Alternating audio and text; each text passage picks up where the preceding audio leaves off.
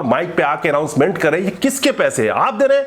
ये उसी लेबर के खून पसीने की कमाई है।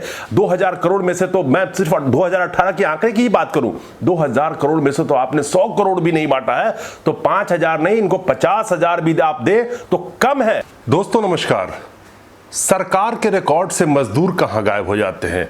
अव्वल तो मजदूर सरकार के रिकॉर्ड में होता ही नहीं है, लेकिन जो चंद मजदूरों का नाम सरकार के रिकॉर्ड में होता है उन मजदूरों का नाम भी गायब हो जाता है। सन 2015 में जहां पे 3 लाख से ज्यादा कंस्ट्रक्शन के मजदूर थे दिल्ली के अंदर में, 2020 आते आते सिर्फ वो 40,000 के करीब रह गए हैं रिकॉर्ड में। तो ये 2.5 लाख से ज्यादा मजदूर कहां गायब हो गए उस रिकॉर्ड से, और क्यों गायब हो गए?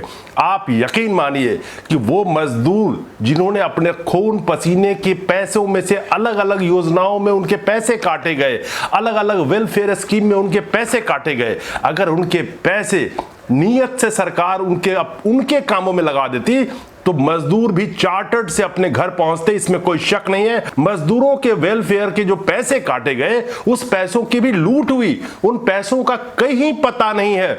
उनके सेस के नाम पे, वेलफेयर सेस के नाम पे पैसे काटे गए, उन पैसों की भी कोई हिसाब किताब नहीं है। और आज जब ऐसा वक्त आया है जब मजदूरों के खून पसीने की पैसे को उनको लौटाना है, तो सरकारें, कोई भी राज्य की सरकारें हो, केंद्र सरकारें हो, बड़े बड़े माइक लेके बैठ जाते हैं, कहते हैं हम आपको 5,000 देंगे, कोई राज्य सरकार कह रही है हम आपको 2,000 देंगे, लगता है जैसे वो अपने घर से दे रहे हो। लेकिन ये सरकार का पैसा भी उसी जनता का पैसा है जिसको उन्हें बांटना है, लेकिन कहते ऐसे हैं जैसे वो अपनी जेब से दे रहे हो। जैसे दिल्ली सरकार ने भी घोषणा की, कल एक ट्वीट किया अरविंद केजरीवाल साहब ने कि 5,000 रुपए की सहायता राशि कंस्ट्रक्शन लेबर्स को एक बार फिर से दिया जाएगा।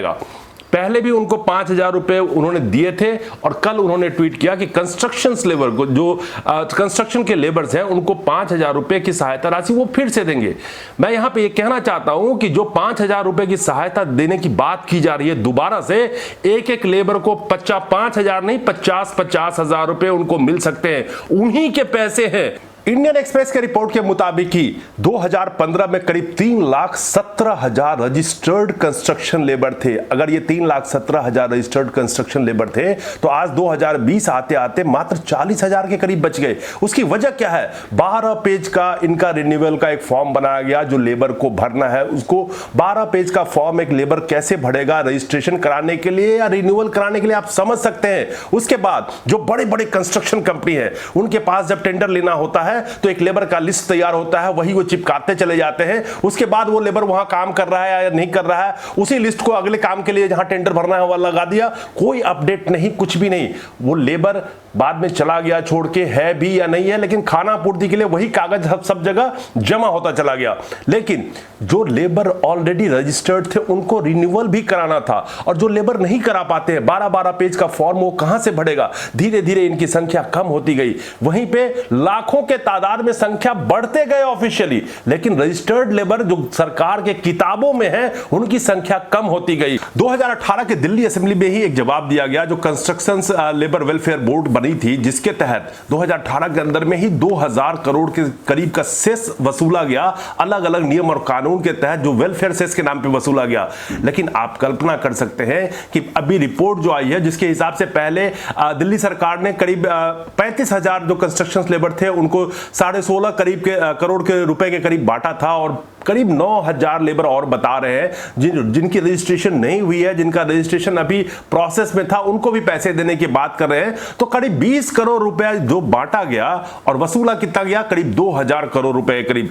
इस लेबर वेलफेयर जो बोर्ड है जिसके तहत वर्कर्स को, कंस्ट्रक्शन वर्कर को तरह तरह की सुविधाएं, पेंशन की बात हो, औजार खरीदने की बात हो, डिसेबिलिटी पेंशन की बात हो, इसमें कितने लोग? कानून के मुताबिक जो नियम बनाया गया, नियम के मुताबिक 3,000 रुपए पर महीना उन कंस्ट्रक्शन लेबर को पेंशन देने का प्रावधान है जिनकी उम्र 60 साल से ज्यादा है।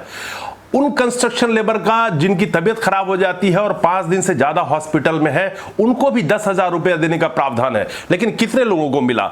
वो कंस्ट्रक्शन लेबर जो डिसेबल है, जो जिनकी काम की वजह से कहीं से चोट लग गई और डिसेबल हो गए, उनको भी पेंशन देने की प्रावधान है। लेकिन कितने डिसेबल कंस्ट्रक्शन के लेबर है जिनको पेंशन दिया जाता है? आज आप जरा इसे सुनेंगे तो चौंक जाएंगे। मात्र आज के डेट में जब मैं आपसे बात कर रहा हूं तो करीब 200 ऐसे कंस्ट्रक्शन लेबर हैं जिनको सिर्फ पेंशन मिल रहा है, मात्र 200। आप कल्पना कर सकते हैं, सिर्फ 2 ऐसे लोग हैं, डिसेबल्ड पर्सन है, कंस्ट्रक्शन के लेबर हैं जिनको डिसेबल पेंशन दिया जा रहा है। आप कल्पना कर सकते हैं, मात्र 2 लोगों को, जबकि हजारों करोड़ का सेस इन्हीं कंस्ट्रक्शन लेबर के पैसों में से काटा गया है। 2000 रुपए टूल खरीदने के लिए, यानी कि औजार खरीदने के लिए देने का भी प्रावधान है, लेकिन बहुत सारे लेबर्स नहीं ले पाए क्योंकि इसमें जो कानून बनाए गए हैं, जो नियम बनाए गए हैं इसके लिए, अगर 2000 रुपए का टूल आप खरीदते हैं तो आप पहले खरीदिए, फिर बिल दीजिए, फिर वो प्रोसेस करेंगे, फिर रिइंबर्स होगा, यानी कि आपको वापस मिलेगा।